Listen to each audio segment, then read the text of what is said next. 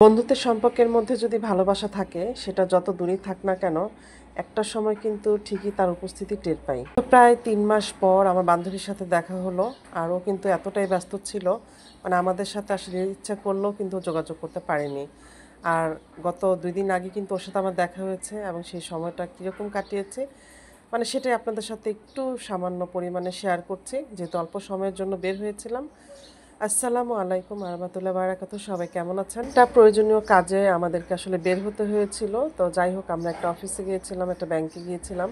তো সেখানে আমাদের কাজটা শেষ করে আমরা কিন্তু বেশি সময় লেট করলাম না, সেখান থেকে বের হয়ে গেছি। আর বের হওয়ার সময় আসলে গাছগুলো দেখতে পাচ্ছিলাম, অনেক সুন্দর করে গাছগুলো দিয়ে আসলে সাজিয়ে রাখা হয়েছিল। প্রকৃতি আসলে এমন একটা জিনিস, সেটা ঘরে বা বাহিরে যেখানেই হোক না কেন দেখতে ভীষণ ভালো লাগে।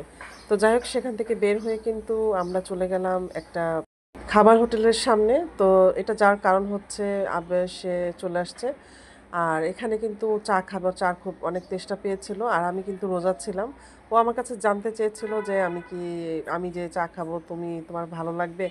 আমি বলছি, না, কেন, আমি তো রোজা আছি, তুমি খাও, সমস্যা নাই।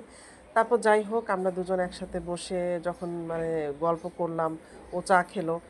আমরা এমন টাইমে গিয়েছি যে টাইমে নাকি আর কি দুপুরের আয়োজন চলছিল, মানে গুছানো হচ্ছিল, সব কিছু ক্লিন করা চলছিল। তো আমরা আসলে এমন বললাম 12টা 12:30টার দিকে, মানে লাঞ্চ না সকালের ব্রেকফাস্ট কিছুই না।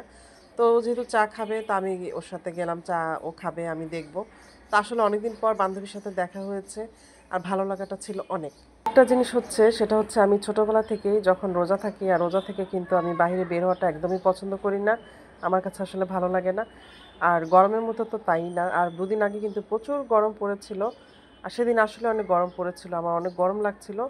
তো যাই হোক, এদিকে কিন্তু মানে এখানকার চা কিন্তু অনেক টেস্টি, অনেক ভালো লাগে। আর খাবারগুলো আসলে রান্না করে করে আর কি সব গোছানো হচ্ছিল। তো যাই হোক, দুপুরবেলা যেহেতু লাঞ্চ টাইম হবে আর একটু পরে আসলে অনেক ভিড় হয়ে যাবে, তার আগে কিন্তু আমরা সেখানে গিয়েছিলাম। একটু পর ভিড় হয়ে যাবে যেহেতু লাঞ্চ টাইম। আর ও চা খাচ্ছিল, ওর সাথে আমি এটা সেটা কথা বলছিলাম, আবার জিজ্ঞেস করছিলাম কবে দেখা হবে। ও বলছিল যে আসলে কবে দেখা হবে সেটা বলতে পারছি না, ও একটু ব্যস্ত থাকে, প্রচুর ব্যস্ত থাকছে। তো সেদিন কিন্তু আমি আর আমার বান্ধবী দুজন যখন বের হয়েছিলাম, তখন কিন্তু ওকে অনেক মিস করেছি। আর মানে এখন আবার হ্যাঁ, মানে হেলেনা ছিল, আপনারা যাকে দেখতে পাচ্ছেন, আমার বান্ধবী যাকে নিয়ে আজকে ভিডিওটা করা, ওর নাম হেলেনা।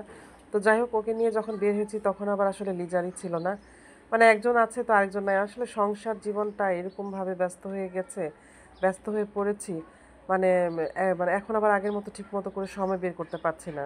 যাই হোক, সবাই আমাদের জন্য দোয়া করবেন যাতে আমরা সবাই ভালো থাকি, আমরা সবাই সুস্থ থাকি এবং নিরাপদে থাকি। আল্লাহ যেন আমাদের সবাইকে হেফাজতে রাখে, আমি সবসময় এটা বলি। কারণ আল্লাহ যদি আমাদেরকে সুস্থ না রাখে, আসলে আমাদের জীবন অচল হয়ে যাবে। যাই হোক, আমরা কিন্তু সেখানে বেশি দেরি করলাম না। ওর চা খাওয়া শেষ হওয়ার পর কিন্তু আমরা বের হয়ে আসতেছিলাম। তো এর মধ্যে দেখছিলাম যে আসলে খাবারগুলো এখানে এনে এনে গুছিয়ে রাখা হচ্ছিল, কারণ একটু পরে কিন্তু মানে লাঞ্চ টাইম হয়ে যাবে। এখানে খাবারগুলো আসলে দেখতে খুবই লোভনীয় ছিল, বাট আমি আসলে সেভাবে নজর দিলাম না, কারণ আমি রোজা ছিলাম। তো যাই হোক, আমরা আসলে সেখান থেকে চলে আসলাম। আর সেখান থেকে আসলে বাসায় চলে আসলাম, প্রচুর রৌদ্র ছিল, এত রৌদ্র ছিল। তো আর দেরি করলাম না। তো আমাদের ভিডিও যদি আপনাদের কাছে ভালো লাগে, আমার ভিডিওটা, তাহলে আপনারা কিন্তু অবশ্যই লাইক করবেন, কমেন্ট করবেন, সাবস্ক্রাইব করবেন এবং পাশে থাকা বেলটা ক্লিক করে দিবেন এবং ফলো দিবেন। তো আজকে এই পর্যন্তই। সবাইকে অনেক অনেক শুভেচ্ছা, শুভ সকালের অনেক অনেক শুভেচ্ছা। সবাই ভালো থাকবেন এবং সুস্থ থাকবেন, নিরাপদে থাকবেন। তো আজকে এই পর্যন্তই। সবাইকে অনেক অনেক অনেক ভালোবাসা। আল্লাহ হাফেজ। হ্যাঁ, সবাইকে বলছি, সবাই বেশি বেশি করে আমাদের ভিডিও দেখবেন, ভিডিওতে লাইক কমেন্ট করবেন এবং বেশি বেশি করে ভালোবাসা দিবেন। তো এই ছিল আমার ভিডিও। সবাই ভালো থাকবেন। আল্লাহ হাফেজ।